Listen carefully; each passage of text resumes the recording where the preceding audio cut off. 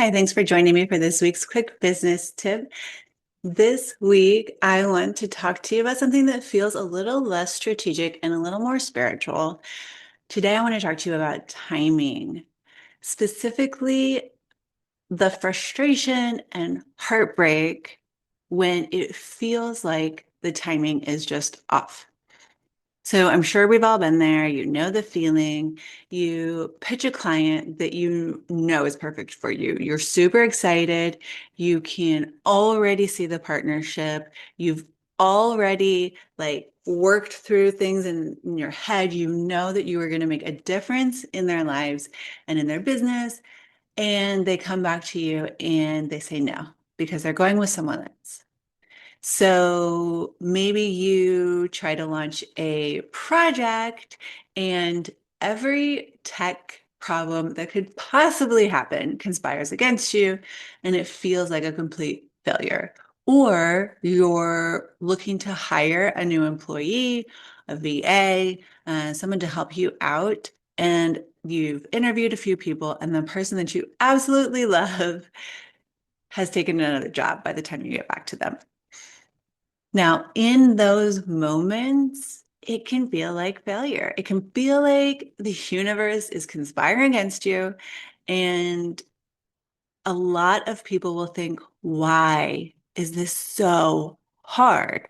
I did everything I was supposed to do. I did everything right. Why is this not working out for me? I've been in business a long time.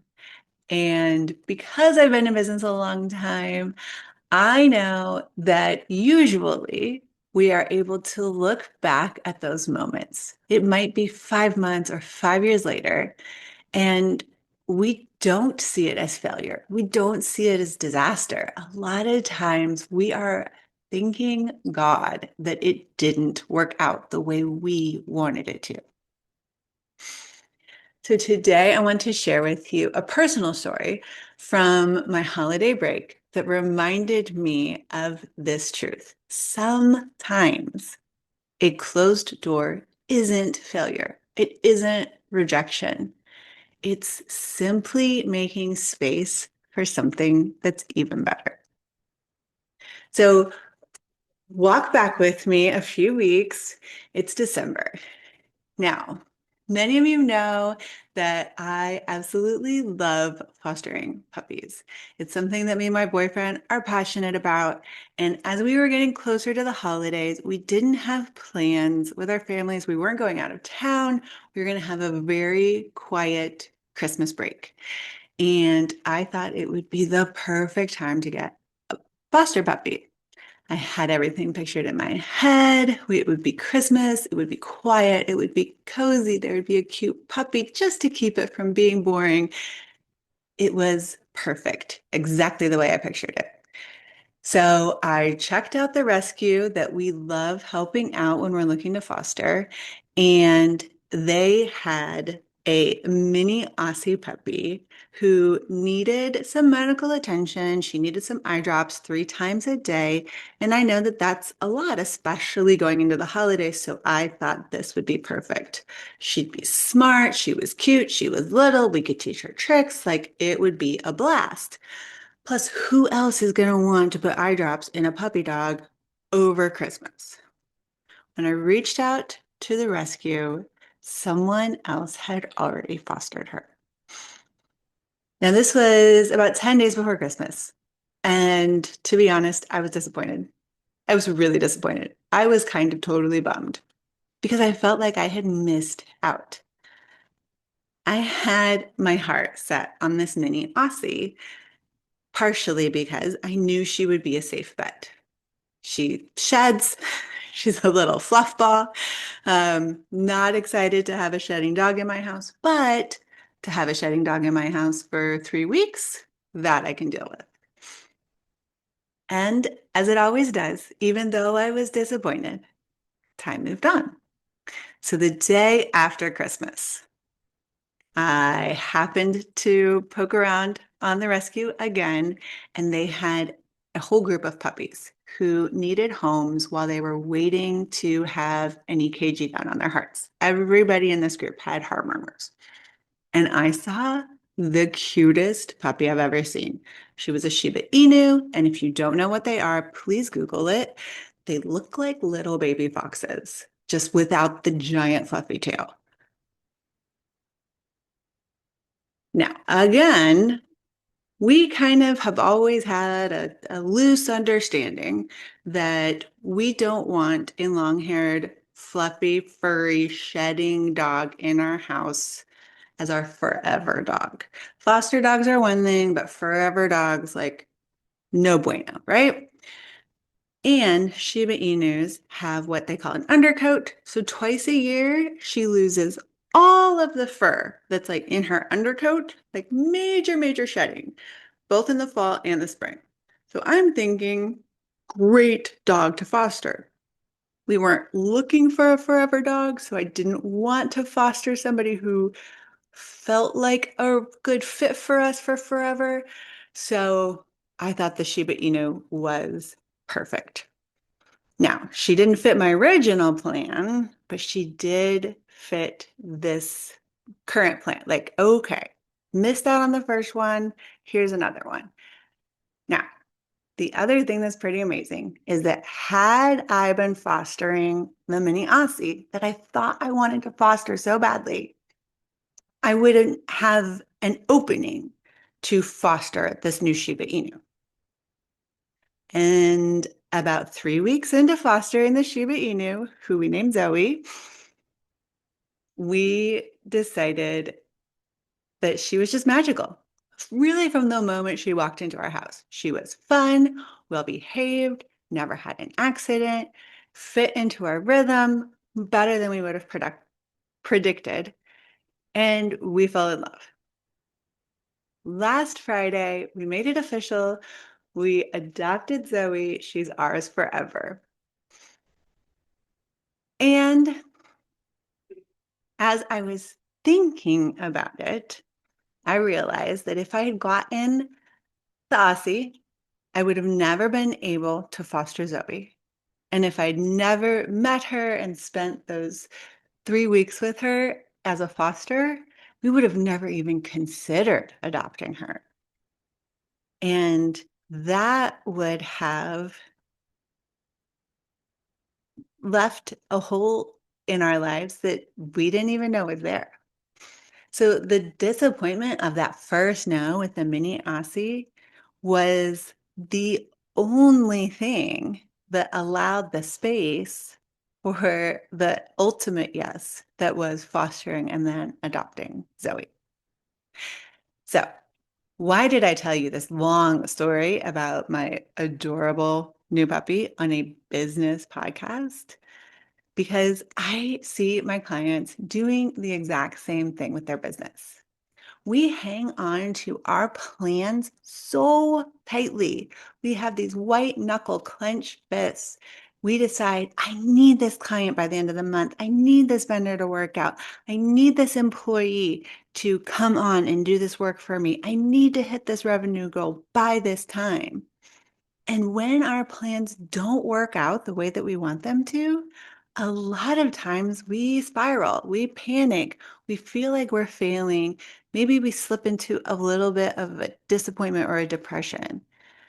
And what I want you to do today is look at your business through the lens of our foster puppy Zoe.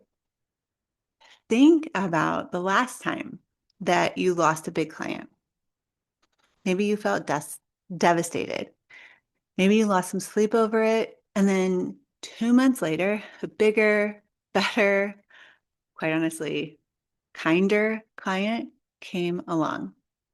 And if you had been serving that original client, you may not have had the capacity to say yes to that one that was even better suited for you. Or maybe you tried to hire a manager and they ghosted you.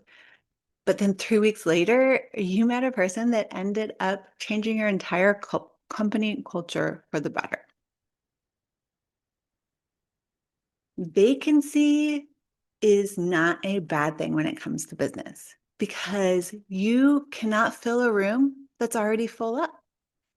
Now, sometimes God, or if you believe more in the universe or fate or whatever, sometimes they have to block a door to that thing that we see as good to allow the room to stay empty for the great thing that is coming our way. Now, I'm a Christian, so I believe in God's perfect timing. But I also know that perfect timing rarely feels perfect when you're in the moment. In the moment, it can feel like delay, it can feel like denial, it can feel like defeat. So when we're standing on the street corner watching the parade go by, we can only see one float that's right in front of us. But God is in this helicopter. He's hovering over the entire parade. He knows what is 3 blocks down the road that just hasn't passed by us yet.